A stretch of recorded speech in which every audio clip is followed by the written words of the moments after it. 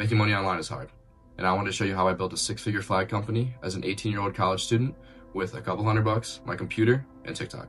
I've been running this flag company for the last 10 months, only marketing with organic TikTok, and I'm going to show you guys my entire process of how I did it so you guys can do something similar. This is the video I wish I had a year ago. First, you got to think about three things: what you like, what you're passionate about, what you're good at, and how you can make money from it. If you can find an intersection of those three things, you have a business and you just need to start. If you don't already have a useful skill that you can apply to a business, learn one. Learn Photoshop, learn editing, learn marketing, learn anything. Just start. Also, if you don't actually enjoy it and you're just doing it for the money, you're not going to stick with it. If you fail, you're going to give up. If you actually like doing it, you'll enjoy the progression and you'll keep doing it.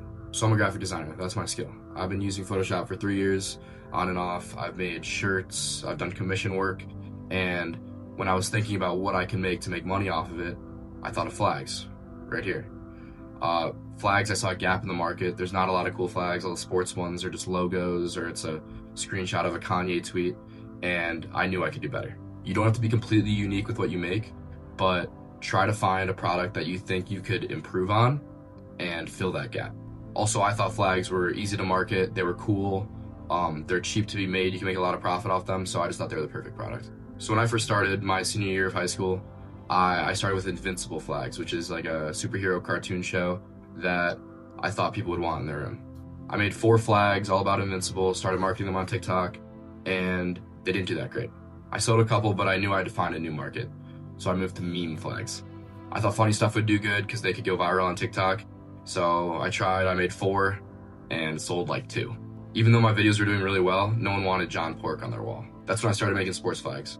Sports has always been the most comfortable when it comes to my graphic design skills, and I wanted to start. The main problem with sports was the copyright, and just to premise all this, I do not recommend doing this, but I measured the pros and cons, and I wanted to take the risk. I started with the MLB because it was summertime, and I started making 4 flags at a time as drops, before teams with a couple players on each of them with a cool skyline in the background, and I started posting TikToks. The videos did well, and people actually wanted them on their walls. You need to find a mix of what will do well in videos and a product that people will actually want.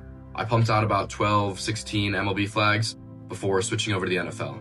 But the most important thing during this entire span was I was posting 3 to 5 TikToks every single day of my flags. Consistency is key. Do not miss a day. Once I started NFL, my videos and flags started doing way better. It was during the season. I was ordering a lot more flags from my manufacturer, which I'll talk about later, and it was doing great. Since then, I've been doing only NFL, but with the season ending, I'm transitioning over to NBA, and I also want to try out movies, shows, video games. I want to start an empire. I think I have the design skills to make the flag industry better, and I want this to be great. The process has also been the most fun, motivating, accomplishing thing I've ever done, and I hope I can motivate you. I've done this before. I understand selling online, I understand the ups and downs of business, and you need to be ready to fail. Stay consistent, keep working. Everything you do is learning. You're learning from every failure, and even if you go no sales for months, that first sale will feel so good. Okay, now for the actual information. How I get the flags, how I ship them, how I market them, everything. This is my process with flags, but it can work with any product selling online. The first thing I had to figure out was how to get the flags. I chose to use Alibaba, which is an overseas manufacturing network where you can communicate with factories and get custom products made. Here you need to get 3 pieces of information: what their MOQ is, which is the minimum order quantity, the price, obviously, and shipping time. So what I did is I asked a couple of these questions and I copy and pasted them to over 20 manufacturers and chose the one with the best stats. At the beginning, I would definitely focus on having a low MOQ. You don't want to have a huge investment at the beginning, and you want to be able to test different products so you can find what works before you up the order quantity. Once I got my manufacturer, I talked with them for a little bit, and I sent over my designs and got them in a couple weeks. I would definitely recommend using Shopify for your website, and if you're going to use TikTok Shop, you can directly link the accounts, and it's easy from there. I can talk more about the setup in another video, but I'd recommend you watching some YouTube videos and learning how to get that set up. For shipping, you need 3 things. You need a thermal printer, shipping labels, and the packaging. For packaging, I use poly mailer bags, but it depends on your product. Those are the cheapest. Choose whatever you want. Shipping's pretty easy with TikTok and Shopify, so once you start getting orders, package them up and try to be quick.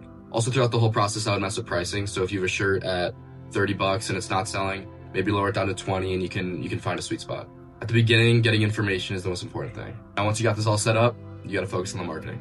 Marketing is the most important thing, but can also be the easiest. From my experience, especially with organic marketing, the most important thing is the product. As I said earlier, with a bad product, you can get 100,000 views with one sale, or with a good product, you can get a couple thousand views and get multiple sales. You obviously need good content and you should focus on innovating, but spending an hour on a video of a product no one wants to buy will just demotivate you. I try to make simple, clean, good videos, but also time sensitive. I try not to spend too much time on them to keep myself consistent. And again, the number one thing is consistency. I would post at least once a day, 3, 5, 10. The more videos you have, the more information you have, and the more your account can build. Videos are constantly getting views. So if you can build your catalog and get hundreds of videos out and they're constantly getting views every day, that's the most important thing. And I get lazy too. I post one video a day sometimes, but the more I post, the better my videos do, the better my flags do, and the better my business does. And once you find products and content that work for you, don't get complacent.